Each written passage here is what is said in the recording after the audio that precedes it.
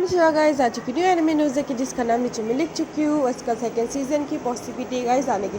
जिसने इसका सीज़न 1 नहीं देखा जरूर जाके देख लेगा। सीज़न 1 में 8 एपिसोड थे और 5 मिनट के थे गाइस। फुल ऑन बेस्ट थे गाइस 8 एपिसोड में और सिर्फ 5 मिनट में आपको बहुत मज़ा आएगा गाइस।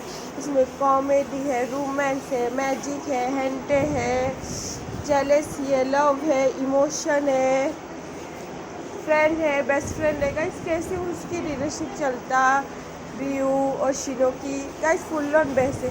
इसका सीज़न 1 तो ऑसम है गाइस, आपको ज़रूर पसंद आएगा। सिर्फ 8 एपिसोड है और सिर्फ 5 मिनट के guys. Full on love, emotion, jealousy, इसमें आपको सब कुछ दोनों का जो रिलेशन कैसे बनेगा, मैजिक है वो मैजिक से उसको ऐसे मैजिक से क्या इफेक्ट पड़ता है, कैसे उनकी दोस्ती आगे बढ़ती, फुल ऑन बेस्ट है। जिसने इसका सीज़न 1 नहीं देखा जरूर जाके देख लेगा। सीज़न 2 की गाइस पॉसिबिलिटी गाइस आने की। अगर ये वीडियो अच्छी लगी लाइक करो, फॉलो करो, कमेंट करो, सब्सक्राइब करो। बाय गाइस, माटा स्टार।